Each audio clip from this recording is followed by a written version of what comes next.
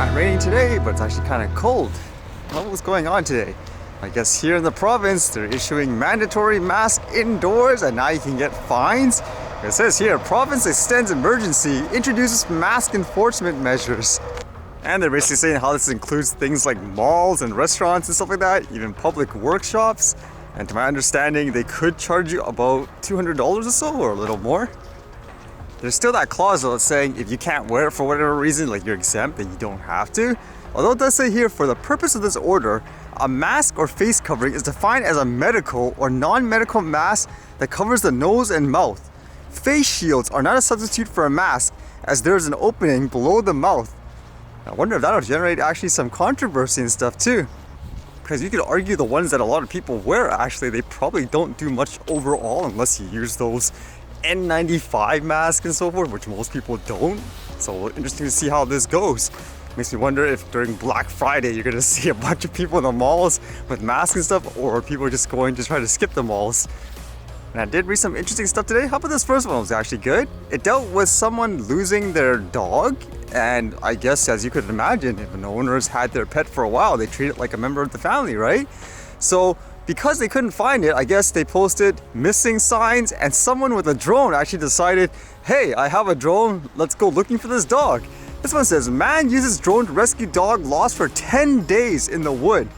The power of the internet was on full display for one family that had lost its puppy golden retriever. Brian James, of Cairo, New York, came across the online flyer for a year-old meadow in November and said he was moved to join the community effort to find the white pup, which has been lost in the wooded area for over a week. Can't imagine that, a dog surviving over a week lost like in the forest or whatever. Apparently he's a hiking guide, and I guess he's a licensed drone pilot down there. And he says, I'm realizing that it might be easy to see her from the air if we find her before the snow falls. He said in a video recorded the day of his search, which proved fruitful. Adding in the same video, after locating a patch of white in the forest area. Alright, I was able to get a visual on the meadow from the air. And that's what happened. So when he was flying around, he saw this white patch. I mean, what could you tell that is? For all I know, you would think it's a sheep or something like that. But it ended up being the dog, so he was able to reunite the dog to the owners. And the owners, as you could imagine, were really happy. And his quote got me thinking, because he says here, anybody could do the same. Everybody's got the capacity to help, he said. You never know what will come out of it.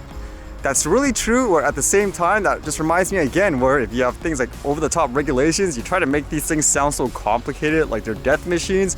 Imagine all the things that you are preventing from being saved, potentially, like pets, people that could be helped in general.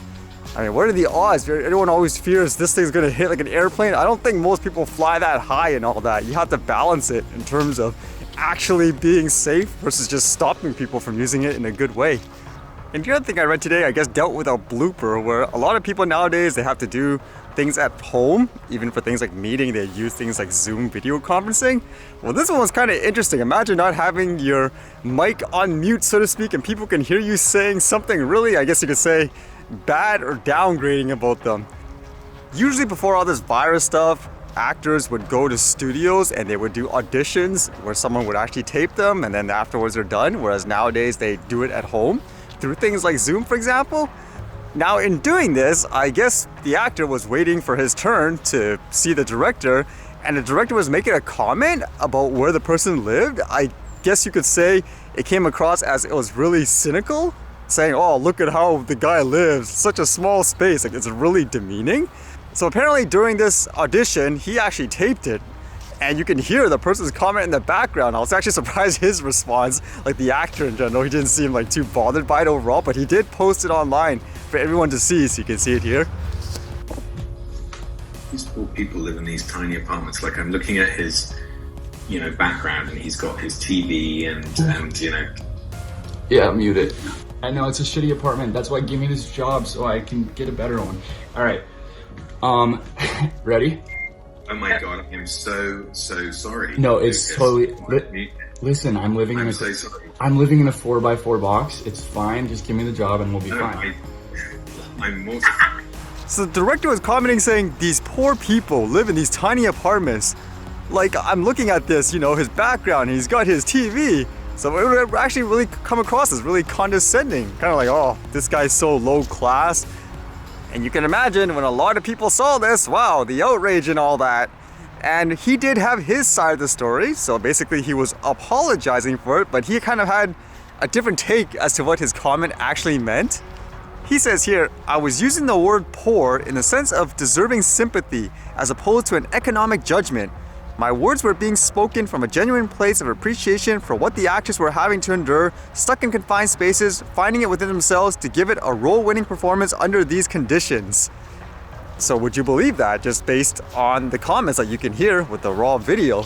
Would you think he actually was being sincere in one of those, oh, what a poor guy, too bad they have to go through all this? Or was it more condescending in a sense of saying, what, look at this loser in his apartment, all this stuff over there, like, let's not hire him. I guess ultimately in the end, I wouldn't be surprised if people do have this condescending attitude. Usually that's just the way it is. When you're in that position where you're, I guess you could say, privileged, then you're not really sensitive to what's going on with other people and what they have to do. Would you be inclined to side with the actor or the director in this case? I just know this reminds me of things, even for example, like drones. That's why I said you have to be really careful, because there's a lot of people who act so nice. They'll probably say, oh, we're for the recreational and this, but in the background, they're probably talking trash and creating things like over-the-top regulations and all that. That's why I usually look for consistency. It happens all the time. I mean, I know there's some people, they would ask, why do you always wear a suit and all that to certain people? And they say it's because people judge you differently. It is true.